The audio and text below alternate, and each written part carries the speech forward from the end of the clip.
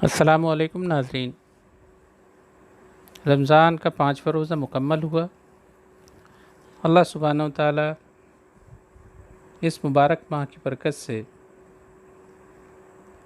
इस वबा से तमाम आलम को निजात दे। आमीन अल्लाहुम्मा आमीन। कल हमने बात ख़त्म की थी कि किस तरह 632 ईस्वी से 1923 तक एक शानदार सफ़र रहा मुस्लिम्स का। फिर इस उरूज को ज़वाल आया और जो हालात थे पूरी दुनिया में वो हमारे सामने हैं। आज हम ख़ास तौर से बात करेंगे हमारे मुल्क में जो मुसलमानों की हालत है उसके बारे में। अगर हम मुसलमानों की हालत के बारे में बात करें तो हमें शुरू सन 1947 से करना चाहिए। 15 अगस्त को सन 47 में मुल्क आज़ाद हो गया। आज़ादी जहाँ हम लोगों के लिए खुशियाँ लेके आई, वहीं मुल्क के बंटवारे की सूरत में हमने एक ज़ख्म भी झेला। एक इतना बड़ा खित्ता 2 टुकड़ों और बाद में 3 टुकड़ों में बट गया। जहाँ तक मुसलमानों का सवाल है, जिस वक्त मुल्क आज़ाद हुआ उस वक्त माशी, तालीमी और दीगर पैमानों पे जो मुसलमानों की हालत थी तसल्ली बख्श थी, बल्कि अच्छी थी। बंटवारे ने जहाँ बहुत सारी परेशानियों को जन्म दिया, इस समाज ने भी बंटवारे की सबसे बड़ी परेशानी को भोगा और उठाया, और वो ये थी कि वो तबका जो इस समाज का करीम था वो इस मुल्क को खैर आबाद करके कहकर बदकिस्मती से दूसरे मुल्क चला गया। हम इस बात पे फ़ख्र करते हैं कि हमारे आबा व अजदाद ने इस ज़मीन पर, इस मुल्क में रहने का फ़ैसला किया। आज़ादी से लेकर आज तक तकरीबन 7 दहाइयों का सफ़र इस समाज ने भी तय किया, मुल्क के दिगर समाजों के साथ साथ। लेकिन तरक्की के जितने भी पैमाने हैं, उन पैमानों पर इस समाज का जो परफॉर्मेंस रहा किसी भी पैमाने पर तसल्ली बख्श नहीं रहा। और इसका जो सबूत दिया वो सच्चर कमीशन की रिपोर्ट ने ये ज़ाहिर कर दिया कि तरक्की की दौड़ में ये समाज दूसरे समाजों के मुकाबले सबसे पसमानदा और सबसे पिछड़ा हुआ है। यहाँ पर ये बात जान लेना चाहिए कि हम इन 73 सालों में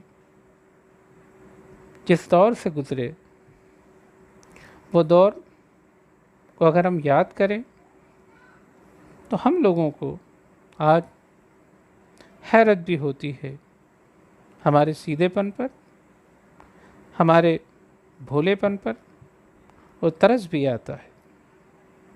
हम देखते हैं कि हुक्मरानों के ज़रिए ख्वाजा मोइनुद्दीन चिश्ती रहमतुल्लाह अलैह के मज़ार पर सालाना उर्स के मौके पर चादर चढ़ाकर और पैराशूट के ज़रिए कुछ नाम और निहात जो लीडरशिप पैदा की गई थी वक्त के हुक्मरानों के ज़रिए से, उन के दर पर हाज़िरी देकर इतनी बड़ी जमीयत को ठगा जाता रहा, बल्कि ये सिलसिला आज भी चल रहा है। बस इतना भर उनको अपनी जानिब करने, उनके वोट लेने के लिए काफ़ी होता था। अगर हम इन सब चीज़ों पे रोने बैठें तो शायद ये 70 साल 700 सालों में बदल जाएं, तब भी हमारा वो कल्पना और रोना शायद पूरा नहीं हो सकेगा। हमें अल्लामा के इस शेर को इस मौके पर यहाँ अपनाना पड़ेगा कि तू न मिट जाएगा ईरान के मिट जाने से, नशाए मैं को ताल्लुक़ नहीं पैमाने से। अगर हम तजुर्बे की बात करें तो हम पाएंगे कि इन गुज़रे सालों में हमारी तालीमी पसमानदगी हमारी बर्बादी का सबसे बड़ा सबब बनी। ऐसा अपने आप हुआ या ऐसा होने दिया गया, इस नुक्ते पर हम लोगों को ज़रूर गौर करना चाहिए, सोचना चाहिए। तालीम किसी कौम की तरक्की और मजबूती की बुनियाद होती है। अगर किसी इमारत की बुनियाद ही ना होगी तो उस इमारत के खड़ा होने का कोई कैसे तसव्वुर कर सकता है।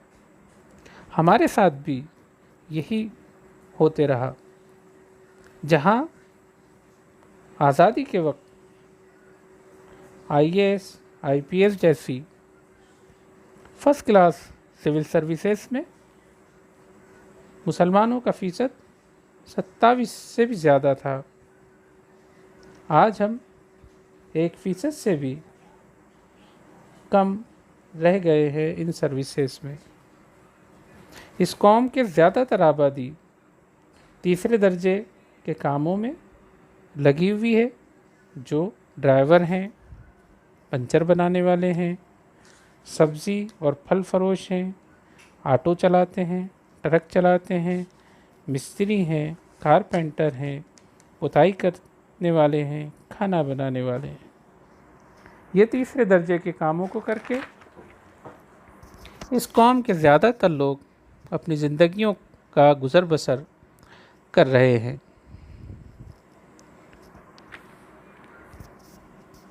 इस दौरान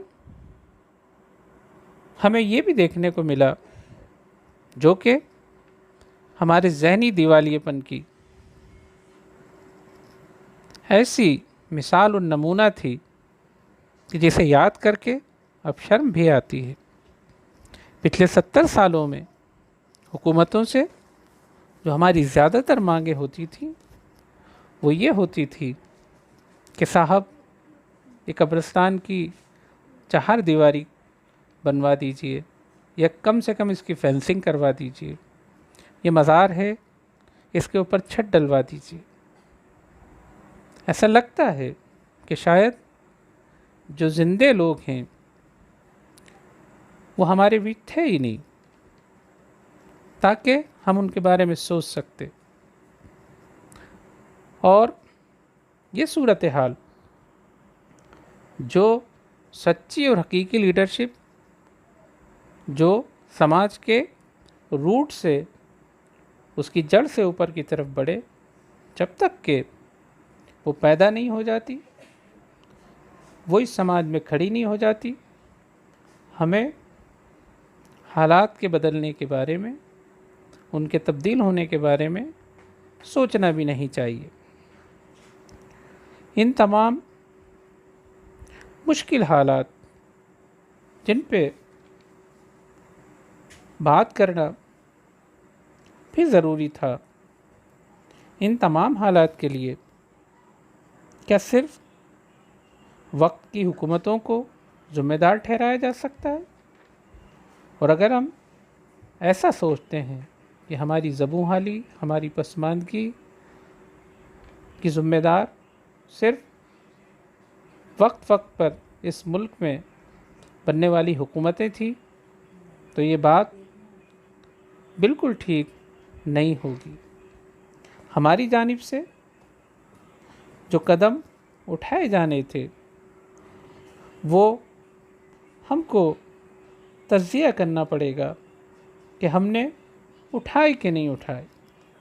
हमारी बेरारवी का ये आलम रहा कि पूरे हिंदुस्तान में, पूरे मुल्क में हमने करोड़ों रुपए की लागतों से मस्जिदों की तामीर करवाई।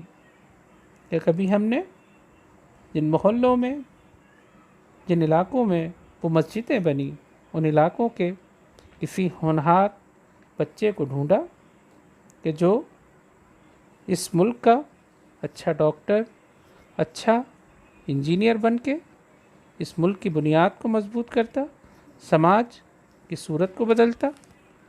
अगर हम इसका तज्ज़िया करेंगे तो जवाब बड़े अफसोस के साथ कहना पड़ेगा कि नहीं की सूरत में मिलेगा। अगर हम एक और छोटी सी बात जो चंद दिन पहले यूट्यूब पर देखने को मिली, कनाडा में पहली मर्तबा मस्जिदों को सिर्फ रमज़ान के दौरान लाउड स्पीकर से अज़ान देने की परमिशन हुकूमत के ज़रिए दी गई। जाहिर सी बात है, इससे वहाँ के मुसलमानों को बहुत अच्छा लगा, उन्हें खुशी हुई। लेकिन जब एक सवाल मस्जिद के अहदेदार से एक मीडिया पर्सन ने किया कि क्या आप चाहेंगे कि ये जो एक माह की मुद्दत के लिए, रमज़ान के लिए जो आपको परमिशन दी गई है, ये 12 महीने के लिए आपको मिले? उस अहदेदार ने जो जवाब दिया उसमें हमें बहुत संजीदगी से गौर करना चाहिए। यही वो जवाब है जो हकीकत में मुहम्मदुर रसूलुल्लाह है। उस शख्स ने बड़े इत्मीनान से कहा कि हमें बहुत खुशी है कि हुकूमत ने रमज़ान के मौके पर इसकी इजाज़त दी। जहाँ तक इस परमिशन को 12 महीने के लिए बढ़ाने का सवाल है, तो हम हमारे आसपास के लोगों से पूछेंगे, तबादले ख्याल करेंगे, उनकी राय जानेंगे कि उन्हें हमारी अज़ान देने की वजह से कोई तकलीफ़ तो नहीं हो रही, कोई परेशानी तो नहीं हो रही, और उनसे तबादला ख्याल के बाद, उनकी राय जानने के बाद हुकूमत के सामने ये मांग रखेंगे। हम गौर करें कि क्या कभी हम लोगों ने अपने पड़ोस वालों से ये रविश को अपनाया?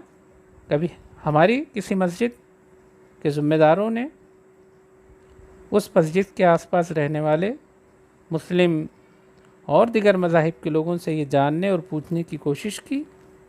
क्या उनको कभी ये भी बताया कि भाई आपके यहाँ अगर कोई बीमार हो जिसको मस्जिद की लाउड स्पीकर से जो अज़ान दी जाती है उससे किसी किस्म की कोई तकलीफ़ होती हो तो बताइएगा, हम इसकी आवाज़ कम कर लेंगे, सिमत बदल देंगे या कुछ और इक़दाम को करेंगे, आपको तकलीफ़ नहीं होने देंगे। यही वो रविश थी जो अल्लाह के रसूल का हमें अतिया था। इंसानों की दिलजोई, उनके खबरगिरी और उनका ख्याल रखना। और यही इस पूरे जिस्म को अगर हम ताबीर करें तो इस जिस्म की जो रूह थी वो यही अखलाक हसना थी।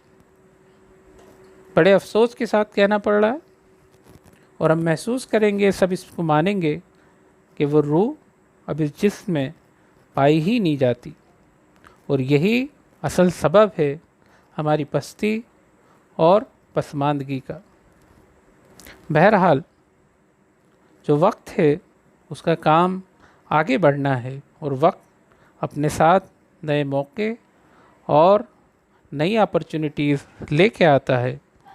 जो कौमें ज़िंदा रहती हैं वो ज़रूर अपना तज़किया करती हैं, और अल्लाह उनको आगे का रास्ता भी दिखाता है। इंशाअल्लाह कल के एपिसोड में हम लोग इसी उन्वान पे बात करेंगे कि हम लोग अपनी भलाई के लिए, दूसरे लोगों की भलाई के लिए, मुल्क की भलाई के लिए क्या और कैसा कर सकते हैं। इंशाअल्लाह तब तक के लिए इजाज़त दीजिए, अपना ख्याल रखें। अल्लाह हाफिज़। अस्सलामु अलैकुम।